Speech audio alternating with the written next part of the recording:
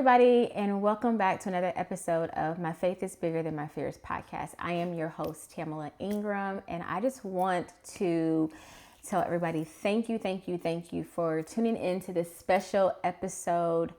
I wanted to do something special for September 15th. If you all know, if you don't know, that was and is, we're going to keep saying, Mason Alexander's birthday. He would have been turning 19 years old on Monday. So I have a special guest here with me today, Mason's uncle, Rahvy Murray. I call him Uncle Rahvy.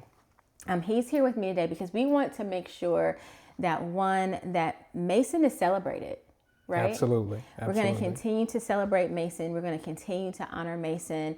And we just wanted to do something special for this podcast episode. So with that being said, tune in to this very special episode about honoring Mason Alexander.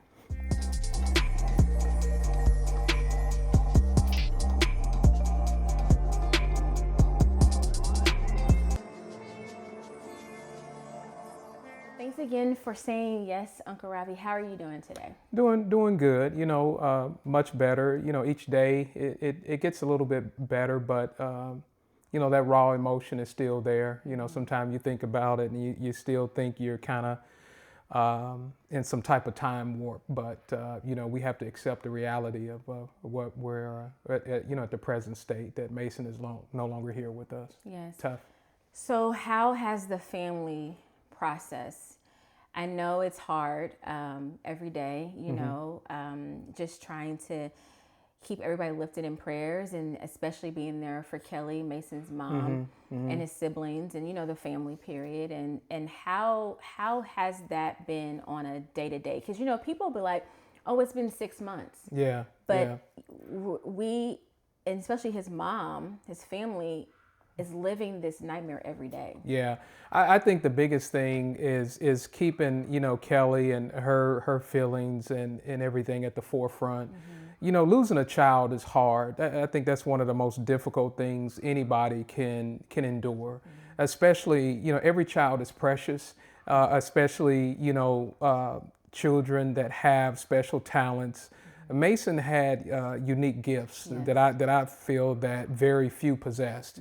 And I think that when we think about those gifts and how they could have manifested over time, right. I think that's the difficult thing, because everybody really wanted to see him really at the pinnacle. At the pinnacle. At the right? pinnacle. And Yeah. I think that's the difficult thing daily that we have to deal with. It's very difficult. I would just even say, as being a mom, and then Yeah. also Chandler and Mason being brothers, best friends. Football, like I always say, brought us together, brought Kelly and I together.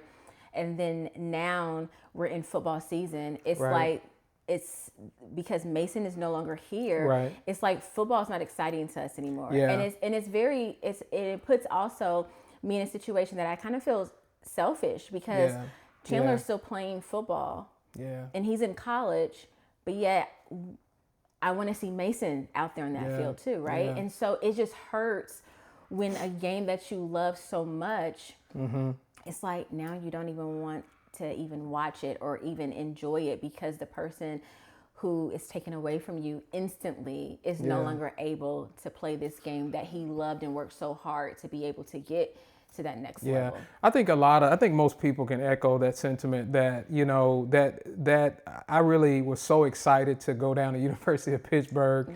To watch Mason play and to watch both of them play at some point in time. I was really, really looking forward to it. And that's the reason why I'm wearing the Pitt Panthers, and of course 15 on the back. Yes. And I just know Mason would have been a success. And I think that, like I said, it permeates the thought of everybody, that excitement was taken from 100 to 0. Right. And that's been very difficult as well. I think and then what I thought about too is that how do those emotions that we still have, right? The emotions of his memories, but then the emotions of the love that we have for Mason, and then the fact that we're all grieving, and those emotions don't know what to do with themselves. Like they don't know where to go. Right. And I think every day it's like, okay, we don't know how we're going to feel or where we're going to be at.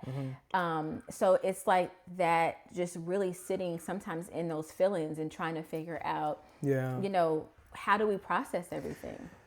Well, I think, every individual is different and everybody deals with grief on different levels and emotional stages and everything.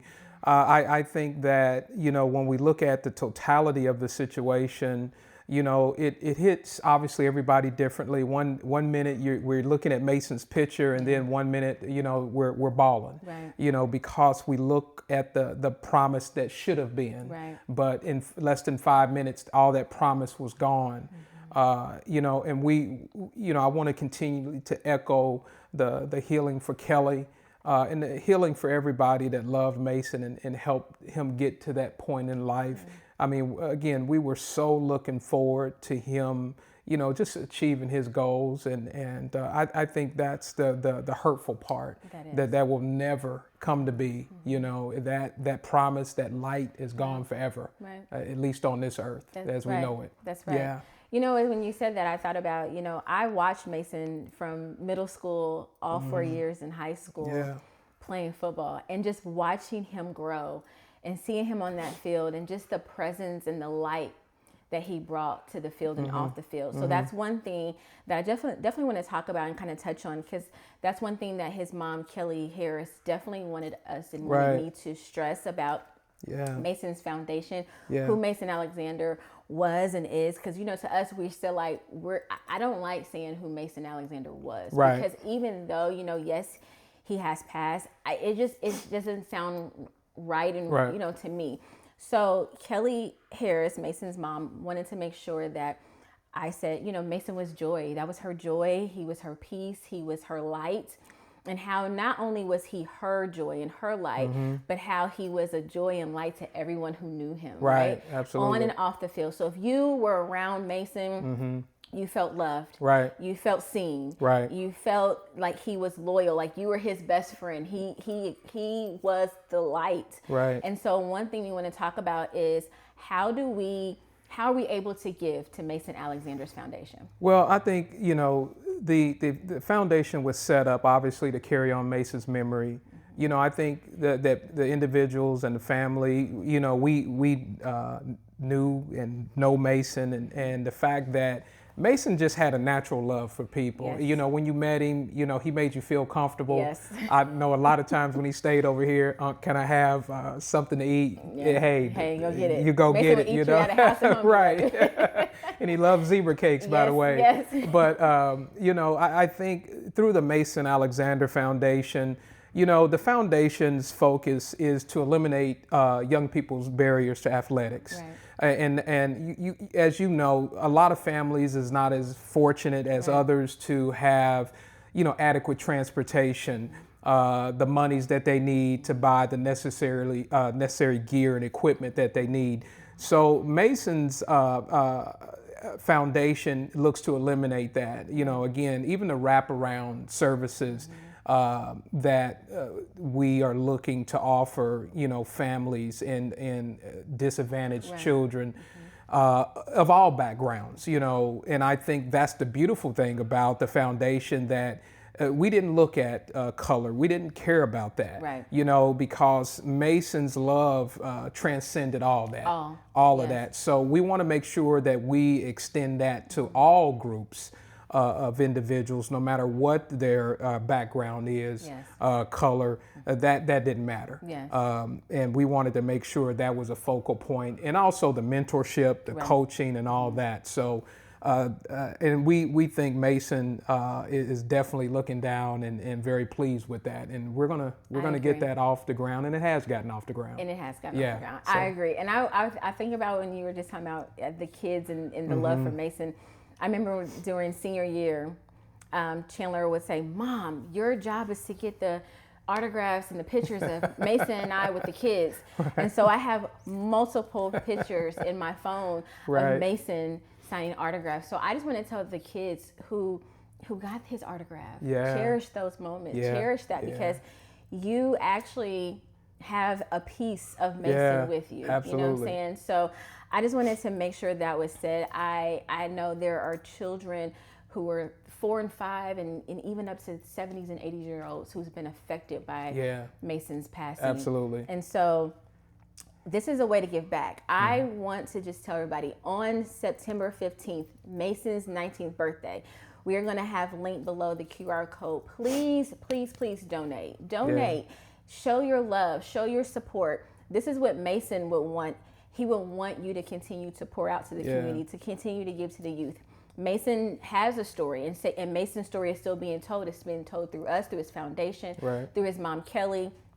And so we want to make sure that I just wanted to stress, please, please, please donate. And if you want to sponsor, if you want to be a part of a sponsor for the Mason Alexander Foundation, and also if you are wanting to have Mason Alexander's Foundation be a part of your events, we're going to have that information linked below that you can actually reach out to Rahvy Murray for any type of events that you would like to have Mason's Foundation a part of. Absolutely. Also, what is something that you want to let everybody know that people might not know about Mason?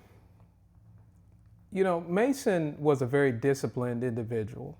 You know, when you asked Mason to do something, though the task was difficult, you know, because he was with me quite a few times doing yard work out here. And sometimes it wasn't easy, you know. And but it taught him some things. Yeah, it taught him some things. And you know, they were uncomfortable for him, but he did it anyway. And I think it was that ease of discipline that I call it that he had. You know, you didn't have to tell him multiple times. He just got in there and did it. And when it was over, you know, all he wanted was, you know, hey, give me something to drink. You know, hey, you got it. So, you know, I just think, again, his ability to adapt to different situations, and to do it with humility. Right. You know, he wasn't the type of young man that would just give you negative reverb back. It just wasn't him.